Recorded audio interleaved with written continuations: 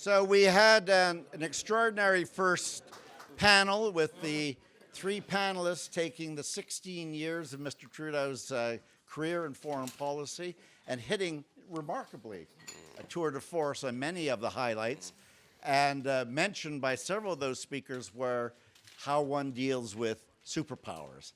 And nothing is more important in international relations in getting that right and perhaps having some influence. So it's with our second panel, I'm delighted to introduce as our chair, Mary Lou Finlay, who is one of Canada's most distinguished journalists. You know her background, having been on Take 30 and The Journal, and then more for many more years on As It Happens, where she was one of Canada's premier interviewers, always prepared, asking tough questions, but also letting her guests speak for themselves, which is a real trick when one is being interviewed by the CBC. And more particularly, I was lucky enough that when I had the King Chair at Harvard, Mary Lou had a Nieman Fellowship. And at that time, we became, I had known her as a journalist before, but we became very close friends. And my wife and I, Roberta, used to invite her over to have plenteous feasts of lobsters and prawns. And that was all designed so that she would interview me more gently on As It Happens when we went back to Canada. So I'm delighted to turn our second panel, Dealing with Superpowers, to Mary Lou Finlay. Thank you, Dr. Axworthy, for that very generous introduction. We are indeed good friends and have carried on now a 40-year argument about Trudeau liberalism. Mr. Trudeau. Yeah, that's right. Pierre, son and father, both. Anyway, I'm delighted to be here. Thank you for asking me. I'm honored to be part of this very significant and historic discussion. Like Her Excellency Adrienne Clarkson, I remember the day and those days very clearly, actually. And I also was reminded forcefully by Dr. Fowler, Bob Fowler's presentation, what it was like to wake up to the reality that we lived in a world of mutual assured destruction. It was kids today they think the climate is going to kill the planet. We thought we were going to blow ourselves up, probably by accident. But there were people when I was at Harvard studying nuclear disarmament and arms talks who said, don't fool yourself. We're going to look back on this era nostalgically, because the minute the superpowers stand down, the whole world will start fighting again. And sadly, that seems to be the case. Anyway, Tom, in one of your books, you mentioned that one of the Prime Minister's first moves in office, and one of the most significant moves, obviously, in terms of his his foreign affairs, was to recognize China. So I'm going to introduce now my guests on this panel. And I am going to start on my far left with Dr. Bothwell, certainly one of Canada's preeminent historians. He was with us for the first Trudeau conference, and we're delighted to hear from him again on global issues. He has an impressive list of titles, and most of you will know them, including Canada since 1945, Pirouette, Our Century, Canada and the U.S., Your Country, My Country, Trudeau's World, Insiders Reflect on Foreign Policy. So, welcome, Dr. Bothwell. To his left is Timothy Sale, Associate Professor of History and Director of the International Relations Program at the University of Toronto. He's recently published Enduring Alliance, A History of NATO and the Post-War Global Order. And has the other book on George Bush also been published now? It has, yes. Okay, great. So an oral history examining George W. Bush's decision to surge troops in Iraq in 2007. He's a senior fellow at the moment with the Bill Graham Center for Contemporary International History. and a fellow of Trinity College as well? Yes. All right, thank you. And Dr. Qingxia Shi is a professor of international business and economic law and former dean of the School of Law at China University of International Business and Economics. She then took off and went to Yale and acquired several more degrees, including she's a member of the New York Bar as well as the Chinese Bar Association. She's a conciliator at the International Center for Settlement of Investment Dispute in Washington, D.C. And this year, the University of Toronto is happy to have her as a visiting fellow at the Faculty of Law. And I will start with you, if I may, Dr. Shi, because in many minds, the opening to China, which Mr. Trudeau did 2 years before the United States, I think, was one of his lasting marks. Good morning, everyone. My sincere thanks goes to the conference organizer, particularly Tom, and also for Mary for your kind introduction to me. I'm very glad to be part of this fabulous event, but I need to have a small warning. I don't label myself as an expert on foreign policy, because as you just learned, my background is mainly on international business and economic law. Neither am I an expert on President Trudeau. So but I have been learning these days to prepare for this event, and I also learned a great deal from previous panels. So anyway, yeah, I will try my best, and please feel free to correct me if I'm wrong about anything. So my talk will be mainly focusing on 3 aspects. The first one, as Mary just mentioned, is about President Trudeau's formal and diplomatic recognition on China. To begin with, I think we can recall there is a phrase diplomats often have to describe a counterintuitive but successful foreign policy initiative. It took Nixon to go to China. However, when President Nixon went to China in the spring of 1972, he actually was following a trail blazed by a Canadian Prime Minister, Pierre Trudeau, had already broken the ice in Beijing. I learned from a book that Trudeau actually has little experience, and this is unlike his predecessor, President Pearson. He had little experience in the area of foreign policy when he became Canada's 15th Prime Minister. Quoting his own words, I'm not is correct or not, he was neither fascinated by the study of foreign policy, nor is especially attracted by the practice of it.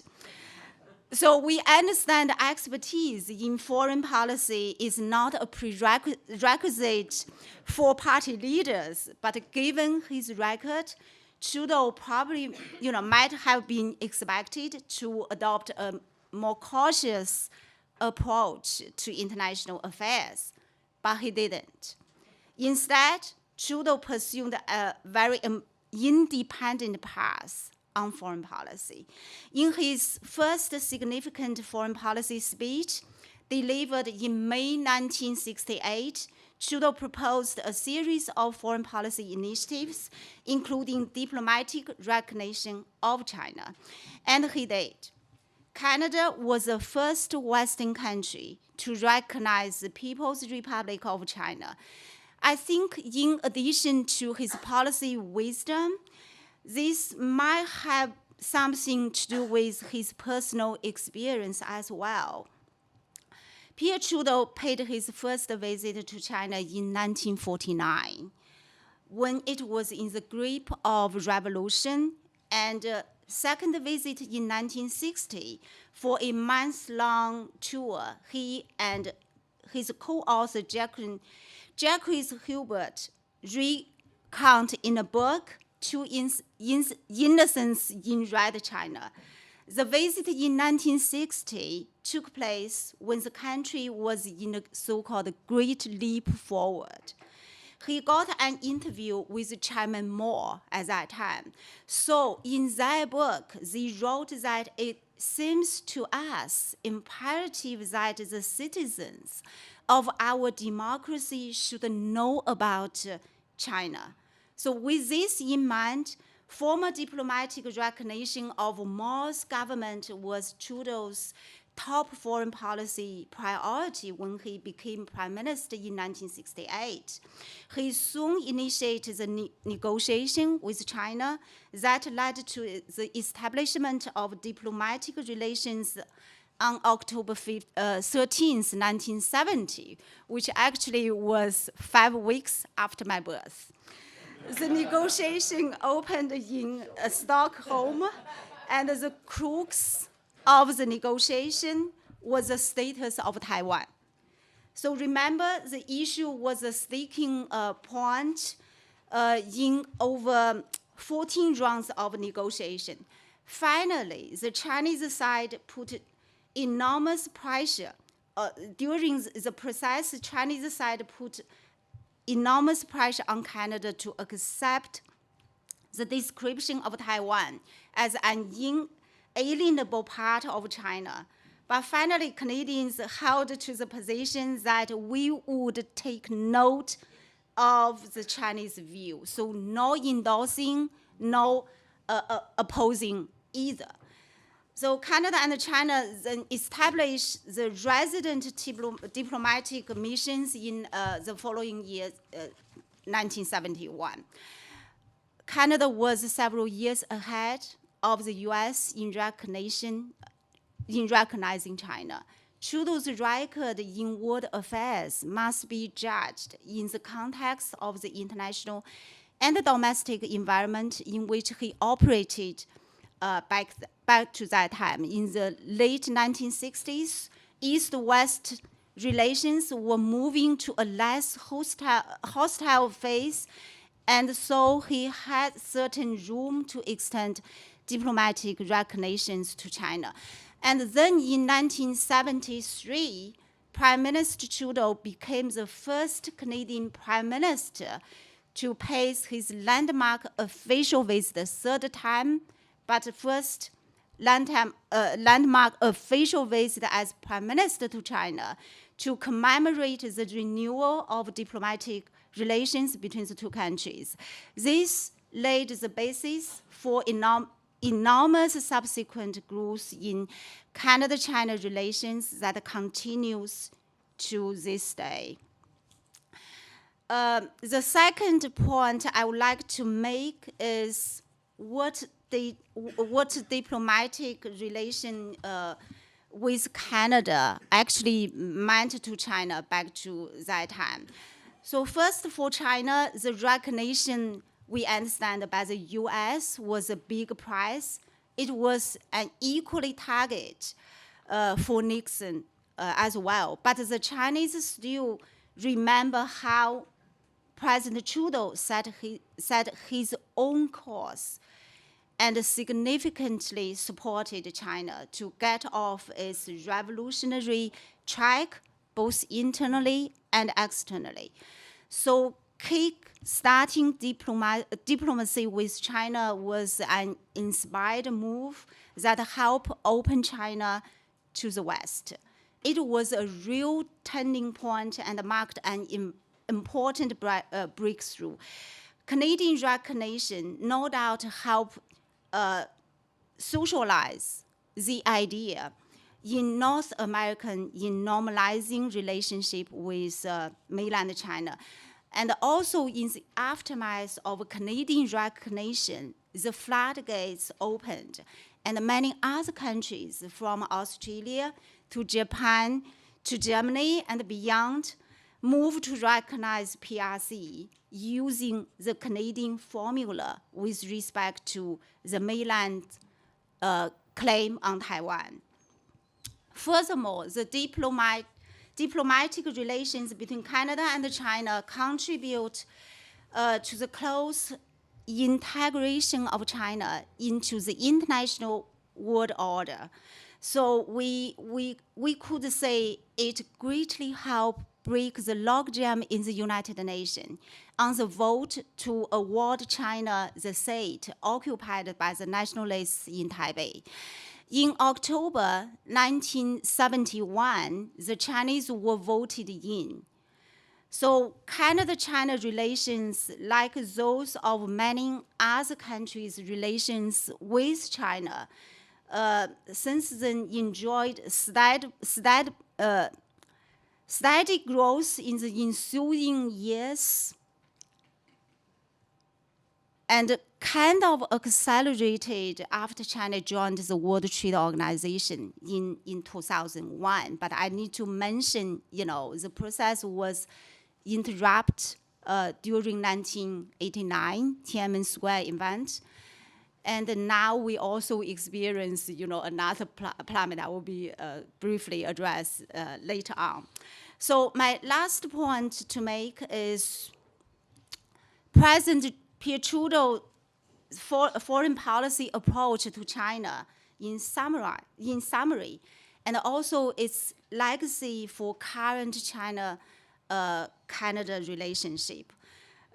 Remember, Trudeau, also briefly mentioned by previous panelists, Trudeau once launched a review of Canadian foreign policy to find ways to serve Canada's current interests, objectives, and priorities more efficiently. So the result of the review published in 1970 was labeled by Professor Pierre as Trudeau Doctrine.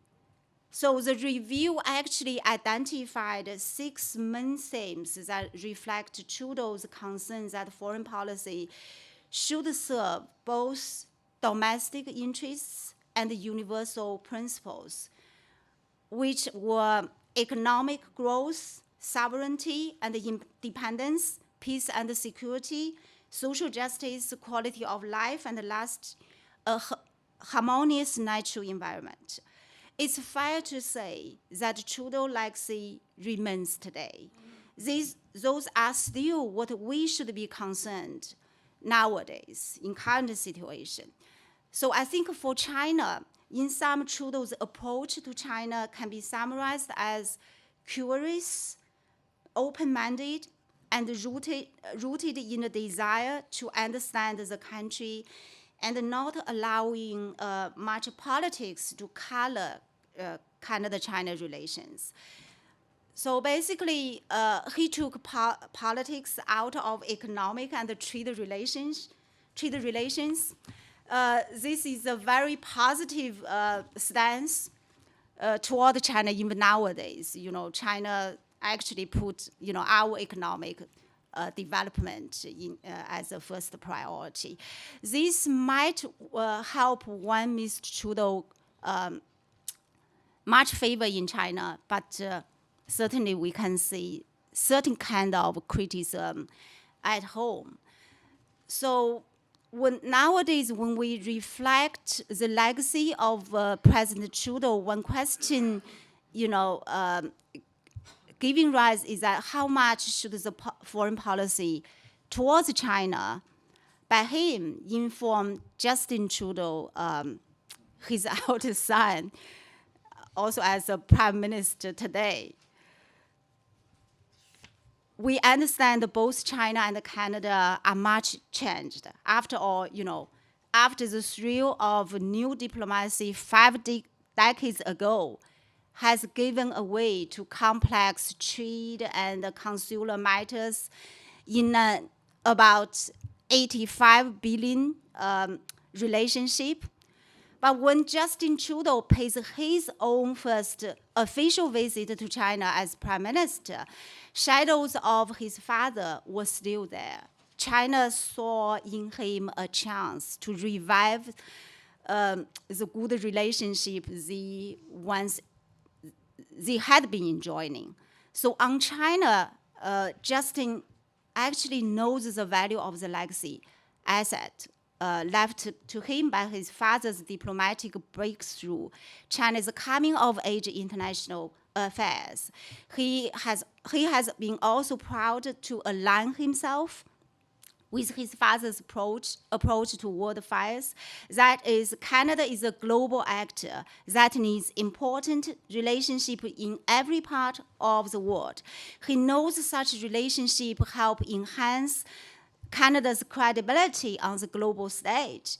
Still, younger Trudeau may be able to profit from the goodwill that has lingered long after his father left office. But we also know young Justin Trudeau does not aim to be a replica of his father. He's a different person and does not always follow the steps set by his father. Though the Justin Trudeau realized that a strong relationship with China is essential to, quoting his own words, creating jobs, strengthening the middle class, and growing the Canadian economy. But he also said that Canada will be cautious about deepening its trading relationship with China. So in fact, as we can see today, Canada-China relationship is now a smoking rubble. China's tech giant Huawei's CFO, Ms. Meng Wanzhou's arrest on the U.S. Department of Justice extradition request has caused the Canada-China relation to plummet to a point without precedent since President Pierre Trudeau opened diplomatic relations with Beijing in October 1970s. So I think recognizing China is a country with great political and human relevance for Canada, two countries need a strong relationship. Our task today is not to establish friendship and trust. President Pierre Trudeau and his generation already did this 5 decades ago. So instead, our job is to fully integrate his friendship and trust into our cooperation in bringing people in these two countries a brighter future. Thank you for your attention. Thanks. It's a delight to be here back at Massey. Thanks so much to the co-chairs. Thanks to Mary Lou Finley. And thanks to all of you for coming here today. My short remarks here are all designed to point to one thing, and that's the power of asking fundamental questions. I mean, really basic questions about foreign policy, and really the extraordinary power of such questions when they come from the Prime Minister. But before I speak about Pierre Trudeau, I'd like to start with words of two other Prime Ministers, bookends really, to the Trudeau era.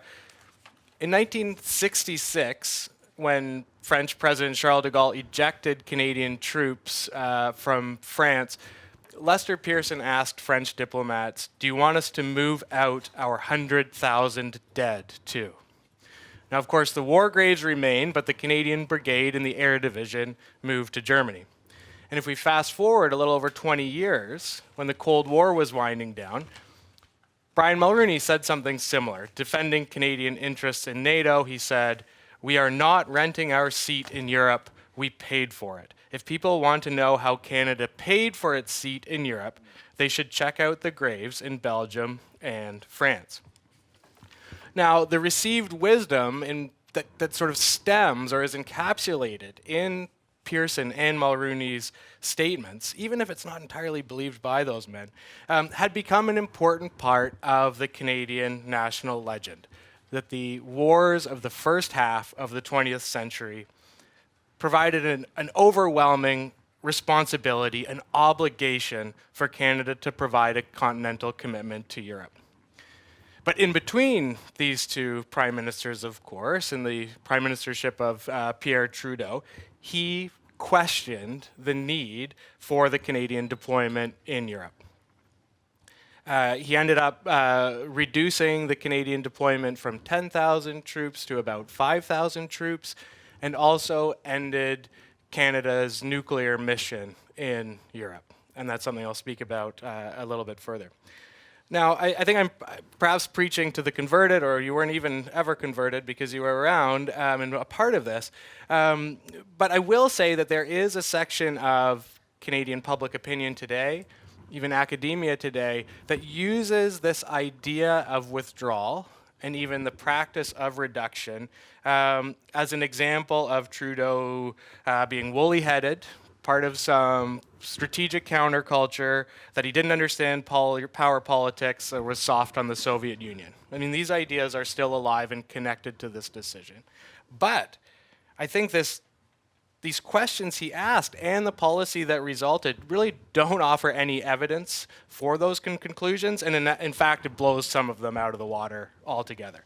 If we look at the Defense Review in 1968 and 69 and the policies that resulted, I think we see both a question and an answer that made political sense, it made strategic sense, it matched with what other allies were doing, even if they weren't going to admit it, and it moved closer to answering some unanswered questions about Canadian foreign policy that had been floating for a decade and a half. The crucial thing, or the fascinating thing here, is that this decision, I'm going to argue that it made sense for so many reasons, would never have happened without Pierre Trudeau asking this fundamental question about what those troops were doing there and whether they should still be there.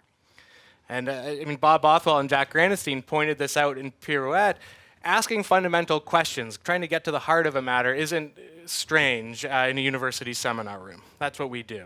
But it is strange when it's coming from a prime minister to his bureaucracy, to really fundamentally ask if the path Canada has been on is the one Canada should continue. So I want to look at this decision to reduce the troops, or to consider reducing the troops, from two different angles that I think are often left out of the story.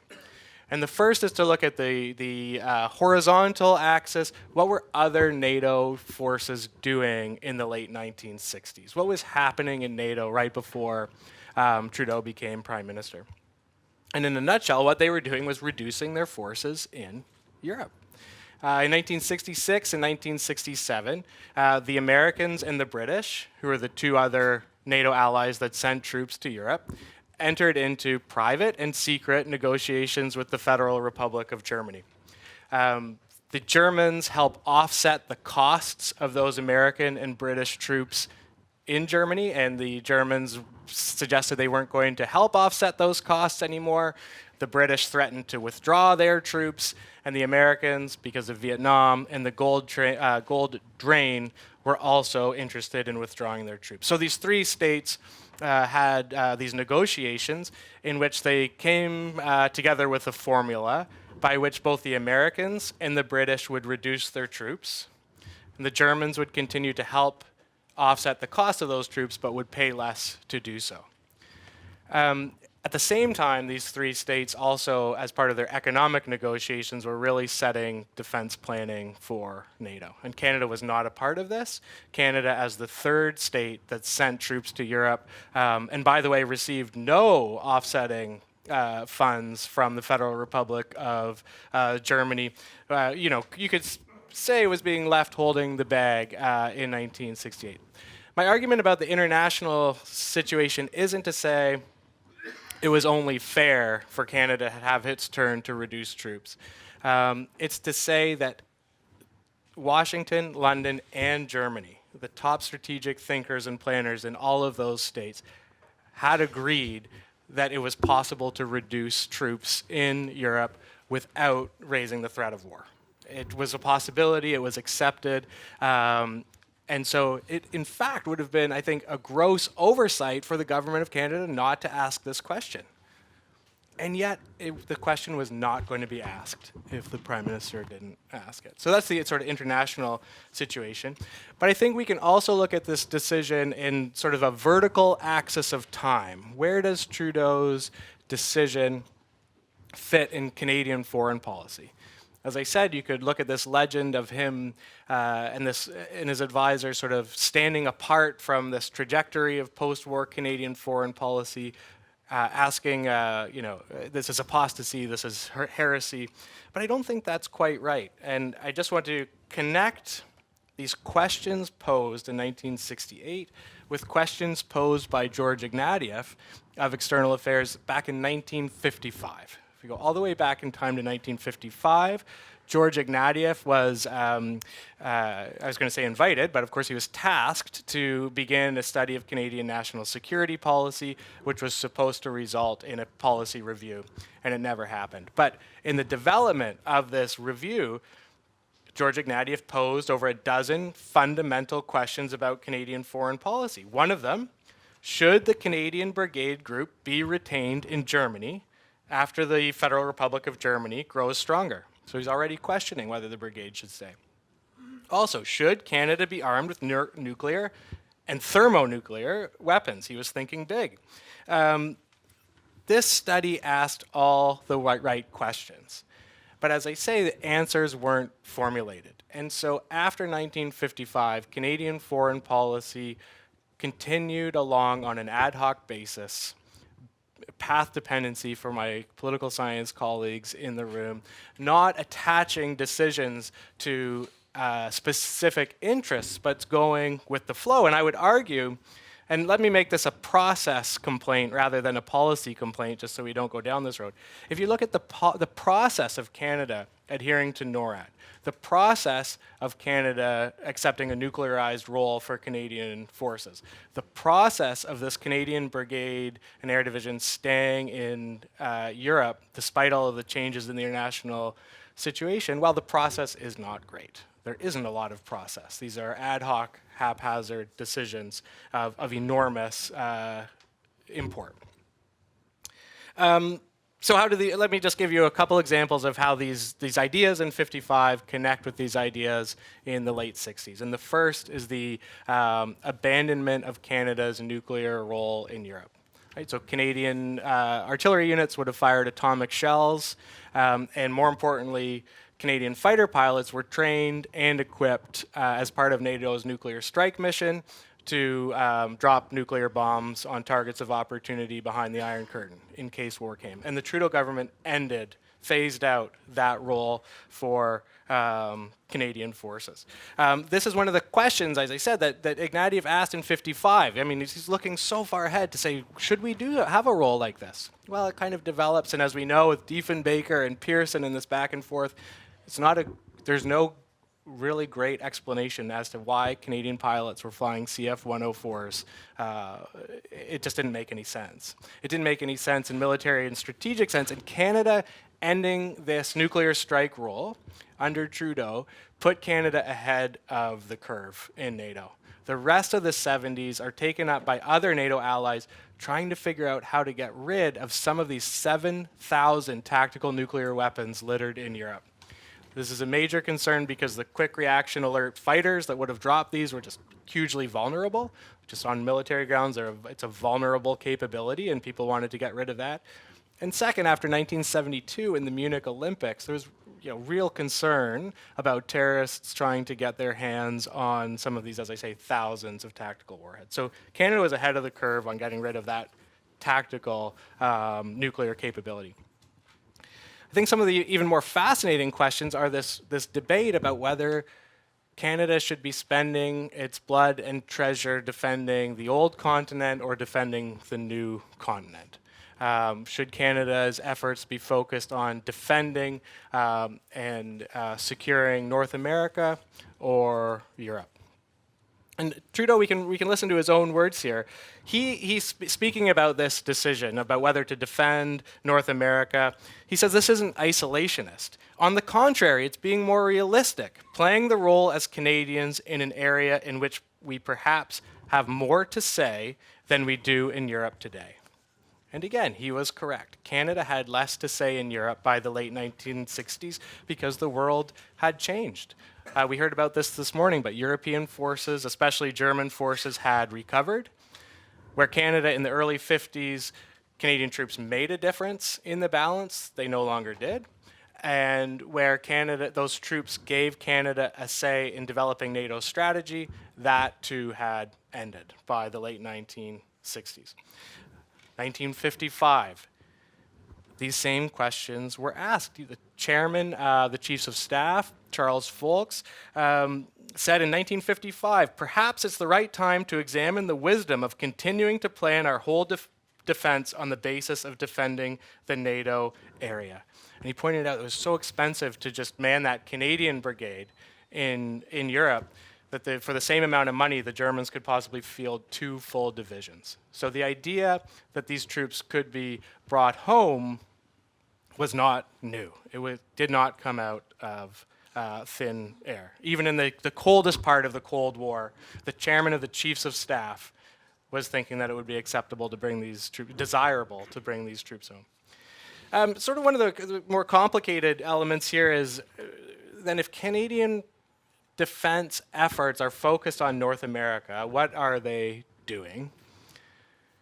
And this, I think, complicates some of what we heard this morning, or at least shows some growth in Trudeau's thinking over the period of his leadership.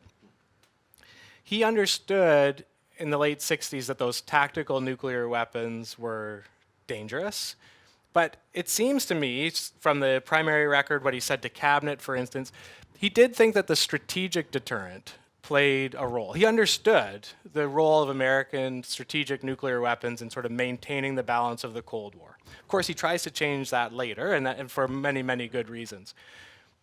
But he recognized in 1968 that Canada was contributing to NATO by defending North America, right? Because what does NORAD do fundamentally? It defends United States Strategic Air Command bases, right? That's what it does. The Canadian defense of North America defends the deterrent, right? And Trudeau knew this. He knew this precisely. And what's, of course, fascinating is that Ignatieff and the chairman of the Chiefs of Staff knew this in 1955 as well. Ignatieff and his colleagues concluded that defending the U.S. Strategic Air Command was the chief means of preserving peace. Folk says something similar. The sector of greatest importance now is not Western Europe, as it certainly was 4 years ago, which is 1951, but North America. The logic had not changed.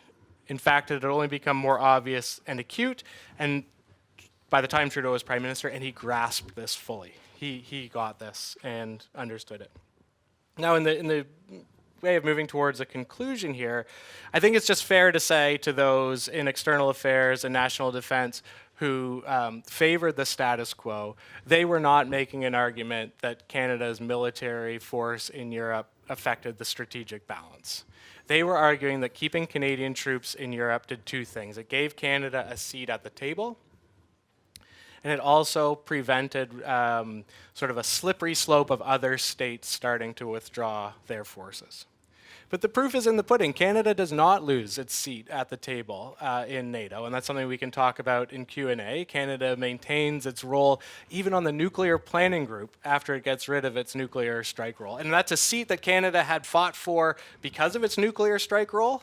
It was an exclusive club within NATO, and Canadian diplomats, even after the end of the nuclear strike role, were still able to keep their seat on that exclusive group. But this question of would the withdrawal of Canadian troops lead other states to withdraw? And this was the accusation foisted on Canada by other allies. Well, as I pointed out earlier, the Americans and British had just gone through this. They'd already done their withdrawals. It had already happened. So Trudeau here sums this up much better than I could. He says, when we are told that if we withdraw from NATO, even in any degree, this will lead other countries to withdraw from NATO, I don't admit this. I don't admit that Europeans or even Americans won't follow their own wisdom, that they don't have their own foreign policy. And I don't admit that our friends and allies will be guided in their decisions by what Canadians do. And if they think what we are doing the wrong thing, that they will imitate us just because we have done it. I don't believe this, right? And even today, it's a remarkable statement of Trudeau's ability to concisely sum up a complicated geopolitical situation, articulate his own theory of national interest. Sure, and by the way, to call the future correctly. Let me just, I've got 3 sentences left here, which is to say that change, and even small change, creates opportunities and risk. And the craft of statesmanship is balancing between the costs of status quo and the costs of a new policy, because they both have costs. But a liberal internationalist policy must accept change and must ask questions that may drive change, if carefully, because the world is changing around us all the time. And even our best ideas, our wisest policies deserve to be questioned. Thank you. If there's one person that I wish were with us who isn't, it's Pierre Trudeau today, because I would love to know how much he would question the accepted wisdom and the conventional wisdom of today. Professor Bothwell, as we're trying to focus this panel on Prime Minister Trudeau's relations with the superpowers, we've dealt in part, when talking about NATO, we're also talking about Canada's relations with the U.S. in part. But I'd like you to pick up from there, if you could, and talk about the U.S. and Russia to you in your 10 or 12 minutes. Yes, I mean, just to take your last point first, Trudeau would have some difficulty adjusting to international relations today because, after all, he depended on reason and order. I mean, really, this is the essence of liberal internationalism, especially as far as Canada is concerned. We wish to have an international system that is orderly and predictable, and that will be based ultimately, or which will function ultimately through rational discussion, which is really one of Trudeau's hallmarks. I mean, he prized rational discussion, he prized the exchange of equal ideas, as Tim has just said. He was intrigued by and not hostile to new ideas and new approaches. Even though also, as Tim has pointed out, these were ideas that by the time Trudeau came to office in 1968 had been around for quite a bit. And if I may veer away just a little bit, Lester Pearson took the idea, as did Dwight Eisenhower, that our commitment to Europe was to be for a particular time and a particular moment, which I think is Folks's point too in 1955. And really it was time for the Europeans to start looking after themselves. Pearson would try this out. I mean, sometimes I think Pearson had a certain resemblance to a large cat. And if you could imagine Pearson sitting in his office and Paul Martin, who resembled a large, plump mouse, and Pearson would periodically say, well, now, Paul, suppose we withdraw our troops from NATO. And it was sort of, you can imagine the cat going, Martin. And then he'd do it again. I think Pearson just did it for the hell of it. But Pearson's point is quite right. I think this was an idea that had occurred to a lot of intelligent people looking at the structure, looking at the conception of NATO. You know, what was NATO supposed to do? And it was to meet a particular situation. Now, of course, it's still with us, which I don't think Trudeau would have welcomed terribly. Trudeau did find NATO sterile, I think it would be fair to say. And anybody who met Joseph Luns, whom he used to call General Luns, the Secretary General of NATO, would sympathize with Trudeau in this. But let me take it back to liberal internationalism. And I think we all know that liberal internationalism is in trouble at the moment. As I've described it, as a rational process, as a process that seeks equality among nations, that seeks to create internationally a legal regime in which individual countries, and if you take it further, individuals, will have equal access. They will have equal privileges, and that there will not be priority given to the strong. I mean, let's take the other part of liberal internationalism, which is as a counter to power politics. You know, they are antithetical. And that, of course, put Canada into the Cold War. And again, as was said earlier, the Cold War was actually a pretty stable period. And the stability did allow for liberal internationalism to grow in certain areas. And I have to say, too, because, you know, we never actually talked about it. You know, we just assumed it was there. there is this phrase, you will only miss it when it's gone. And a lot of the time, we just proceeded with liberal internationalism as though it was like the air that we breathed or the water that we drank. It was just there. And so it's taken the return of medieval times to show us that it's not always there. It had to be sustained. It had to be continually reinforced. And it had, above all, to be consistently practiced. So when we look at Canada's relations with the 1.5 superpowers of the period, the Soviet Union was half of a superpower.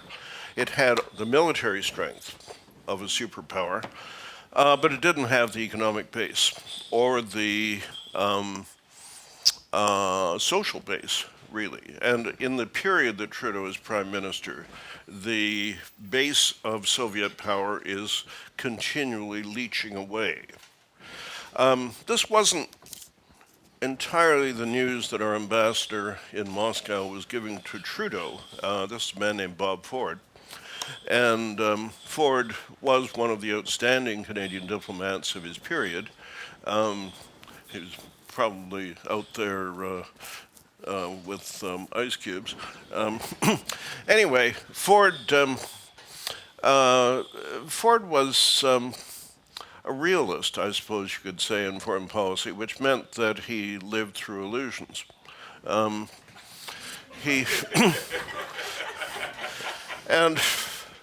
it's curious how the instrument or the direct instrument of Canadian policy in dealing with the Soviet Union, our ambassador Ford, in fact, lived in a cocoon in Moscow.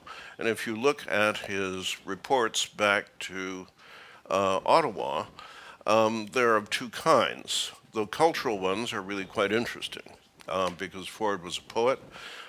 He spoke Russian perfectly. He would appear on Radio Moscow, not as their diplomatic commentator, but as their, intellectual commentator. He could read poetry to Russians. On the other hand, he was the favorite, not so much of the Russianists back in the Department of External Affairs. His particular sponsor in international relations was George Shultz, the American Secretary of State. And Shultz just loved to have Ford visit Washington and support his own point of view, which he could do with great aplomb. So Trudeau's approach to the Soviet Union is informed, I think, mostly indirectly. I mean, some of it is formed by his own personal formation. We know that he traveled to communist-sponsored economics conference. I mean, whenever I use the term economics in connection with the Soviet Union, I have to snicker. Anyway, he went over there, and the whole point was propaganda. Well, the Americans held this against him, and as you probably know, they banned him from entering the United States, which, of course, is just awful. Anyway, when he was there, he was practically arrested for throwing snowballs at a statue of a Soviet hero. Trudeau's approach to the Soviet Union, I think, is really conditioned by the sense of what Bob Fowler was talking about. It's really conditioned by the arms race. It's conditioned by the existence of nuclear weapons. It's conditioned by that whole side of Trudeau's personality. But at the same time, he saw the Russians not as fiends, not in cartoon characters, and if put together with the Russians, he would try to approach them as far as possible to normalize relations. All right? Well, in a funny way, normalization of relations fits quite nicely with liberal internationalism because you are trying to get the other side into some kind of rules-based matrix. You might look across the table and, see Brezhnev, and you might well, you wonder if you might find better company somewhere. But, Brezhnev represented something. And you had to deal with him. And by dealing with him, and if you tried to deal with him in a polite way and to stress common interests, you might eventually reach a stage where, again, you have a rule-based means of communication, of normal conduct. And of course, Trudeau was very gratified, and there was some discussion earlier about Gorbachev. Of course, the Soviet ambassador to Ottawa was Yakovlev, a friend of Gorbachev, and an exile, in effect, a privileged exile from the Soviet Union, sent to Ottawa to keep him from being noticed by his superiors in the Politburo. And he was a very long-term ambassador, and he got along very well with Yakovlev. And through Yakovlev, he had an entree. He had an insight into Soviet society. I don't pretend to know whether it went very far in looking at the decay of Soviet society that was going on in the period when Yakovlev was ambassador. But it's pretty clear that when you see his relations with Yakovlev, they were anticipatory of a situation that came to fruition under Gorbachev. Well, I won't pursue that much further. I should deal with the one superpower, the other part of the 1.5, and that is the United States. And begin with Keith Davey, the Liberal campaign chairman, who once told me that he tried very hard to get Trudeau to understand the United States. I think he took him to a ball game, which I think must have gone over like an absolute lead balloon. But just the idea of getting Trudeau intrigued by American culture, and he said it was a complete failure. I mean, Davey was very perceptive. He could tell when the Prime Minister was bored, and so he moved along. I always tell this to my students, and then I always have to catch myself, because it was not true that Trudeau was indifferent to all aspects of the United States, because, as we know, he proposed marriage to Barbara Streisand. And, you can't say that someone is anti-American if he feels congenial with an American cultural icon. But the indifference to the United States, that's not quite the right word. But he was not engaged with the United States in a way that most Canadians usually are. And this was picked up by the most perceptive American ambassador in Trudeau's period. The United States, as we know, usually sends fundraisers to represent them in Canada. Some of them are more absurd than others. But once Kissinger, as Secretary of State, had a subordinate who he had to get out of the line of fire in Washington. And, where can you put somebody in a more gentle and obscure place than to get them to take the plane to Ottawa? And so Tom Enders, the tallest man in the U.S. Foreign Service, was sent to Ottawa. My view is that his intelligence was proportionate to his height, and this isn't always the case. But Enders really spent a great deal of time thinking about Canada. And it's as Tim was suggesting, sometimes you have to get down to the first principles that govern Canadian-American relations. And that does mean going beyond the ordinary nitty-gritty, what Kissinger once called the sex life of the salmon, which is the usual content of Canadian-American relations. What do you think is the sex life of the salmon? How do you stimulate them? This kind of thing. In 1976, November 1976, November the 15th, there was an election in Quebec. And The election in Quebec produced the Parti Québécois government of René Lévesque, and in Canada, it was as if the earth had shifted. And what had happened was that Canada lurched back to fundamental principles. You always know that a country is in trouble if it actually has to contemplate the fundamental principles on which it is founded. And Canadian society was shaken. Trudeau was shaken.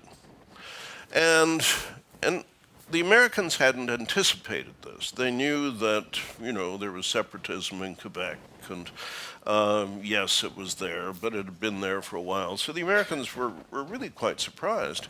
And so the word came up from Washington to Ottawa that they actually wanted Enders to write a real dispatch, not the usual crap. And he did. He wrote one of the great state papers in Canadian-American relations.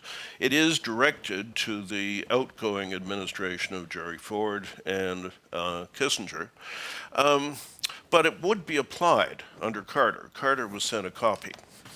And Enders said, well, let's consider why Canada is valuable to the United States. What is really up there? What do we need? And he said, well, first of all, of course, you have to consider that because Canada exists, we don't have to defend the northern border. He said, this is important.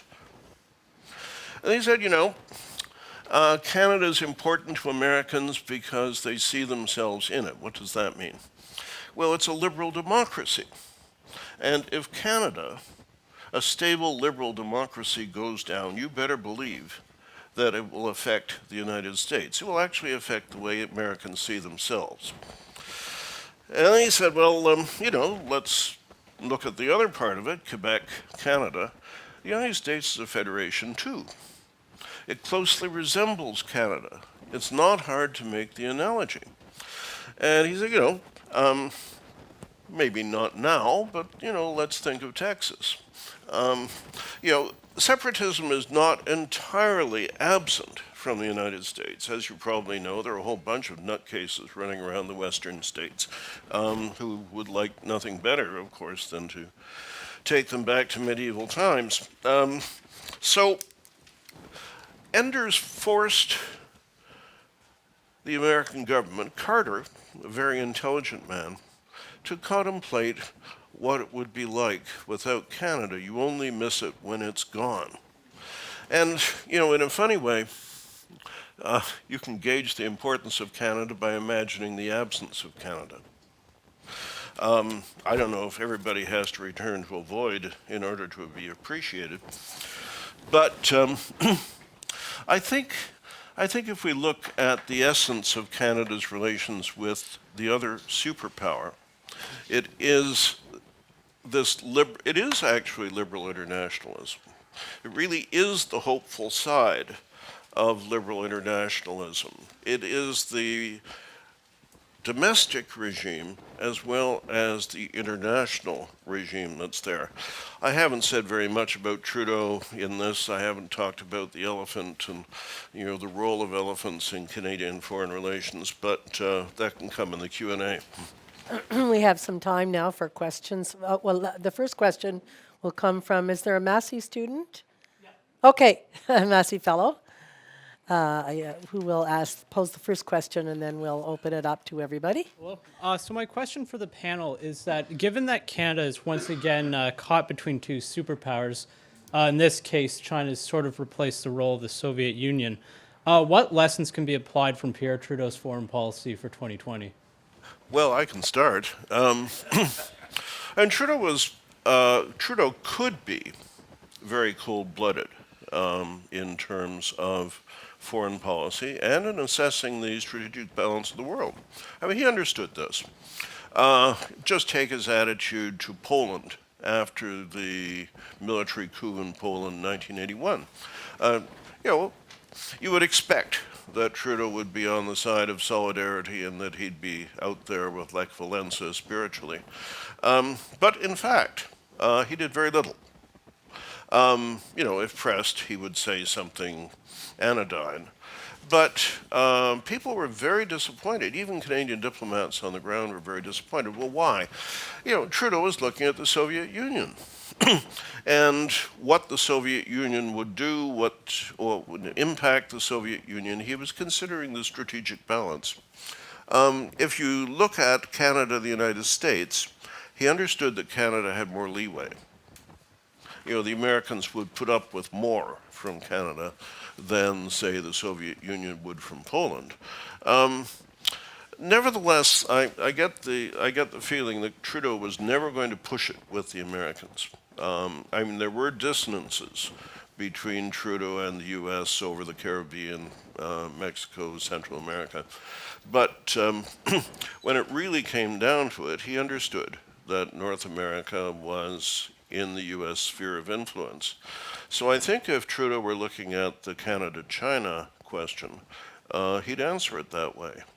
Canadians often don't like to hear it. They like to think they have freedom of choice. Well, Trudeau understood that freedom of choice in religion and in politics is limited.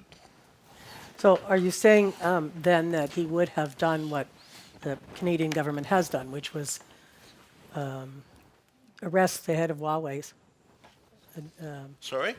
Would he have then acceded to the U.S. request to arrest the Chinese head of Huawei, which is what has caused the chill in relations? One of the things. I don't know.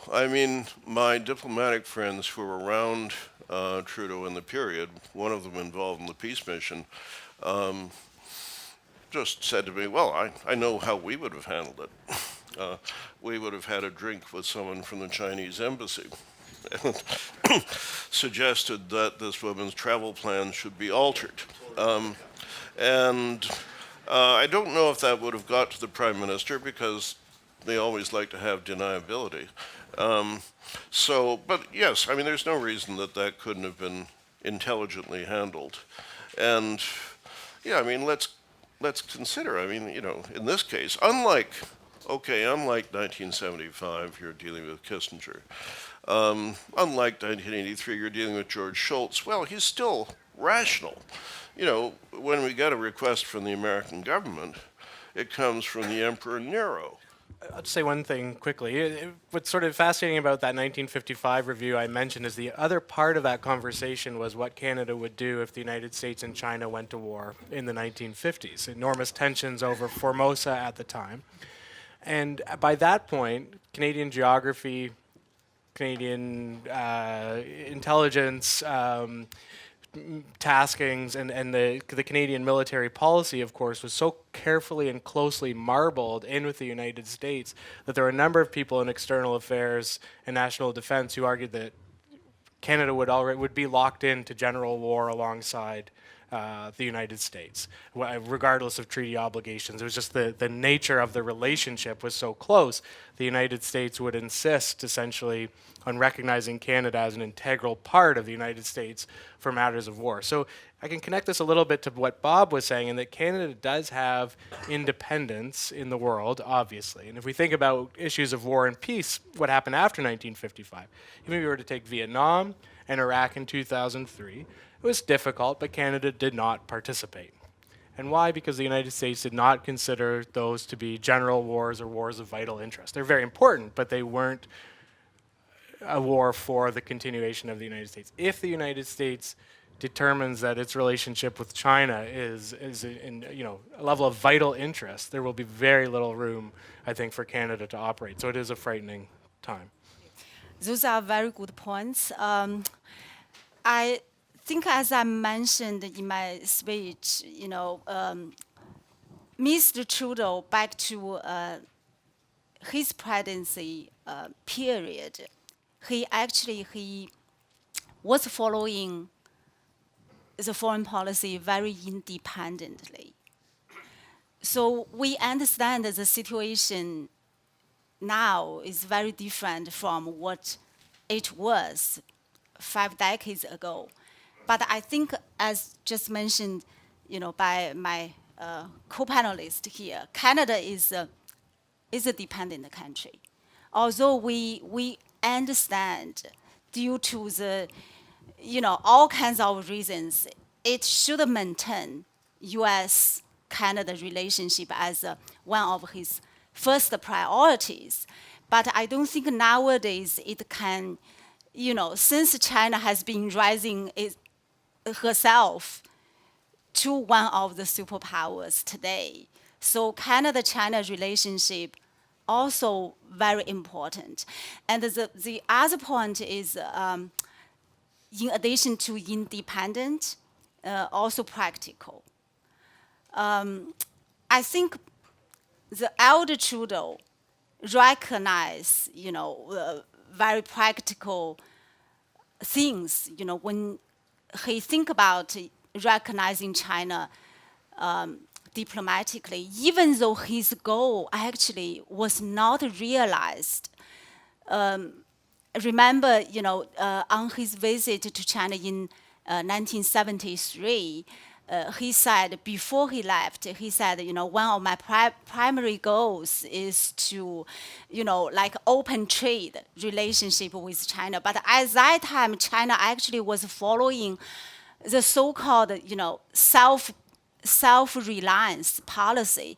So the foreign trade volumes for China at that time, you can describe it using a word, tiny.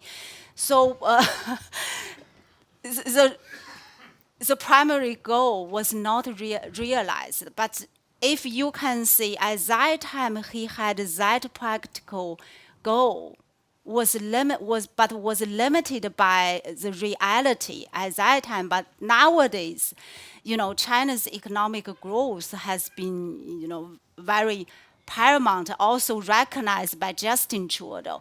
I think, more practical and new approach to China-Canada relationship, if we follow, elder Trudeau's approach to nowadays, it should be more practical, more focusing on, what's more important for the peoples in these two countries.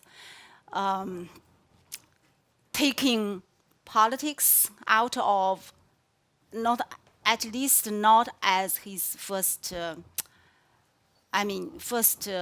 consideration in building China-Canada relationship. More practical, more independent. Those are two words I want to say. Thank you. I grew up in the States and was there until '73. When Trudeau took office, we were very worried. This was a commie sympathizer. He might have been more than that after the troop withdrawals from NATO. And then, my God, he was a closet communist, no question. He recognized China. Now, that was obviously not the attitude of everyone in the country, but it was certainly a common perception. It percolated up to government in some levels. To what extent did that hit the Canadian government and affect it? Well, I don't know exactly how the United States government deep-sixed all its files on Trudeau, which must have been extensive. So I think there must have been a memory hole in Washington, and down it went. Trudeau was always treated, when he was Prime Minister, as a serious and friendly interlocutor. Certainly Rogers, the Secretary of State at the beginning, and then Kissinger. I can detect nothing in the context between Trudeau and them that would suggest any lingering sin. It is, however, it's very funny, because Trudeau did go to Harvard back in 1945, and John English has described what a mentally liberating thing this was. It's not usual with Harvard. And so I went there, I know. Anyway, but it was for Trudeau. And he was taught by a guy named William Yandell Elliott. And I sort of met a representative of the Elliott family later in the 60s. And anyway, the correspondence between Eliot and his Harvard colleague, Kissinger. And Trudeau becomes prime minister. Eliot writes to Kissinger saying, "This guy's a communist." It does really make you wonder. I mean, I realize that academia appoints all kinds of strange people, but Eliot must have been one of the oddest. I'm going to have to interrupt you, but I'm going to suggest this because I was under the impression I had till 12:30. That's not what it says on the agenda. My mistake. If you want to have something to eat before the next panel at 12:30, we should go now. And I encourage you to carry on your questions and discussions when we go into the dining room next door. Thank you all very much.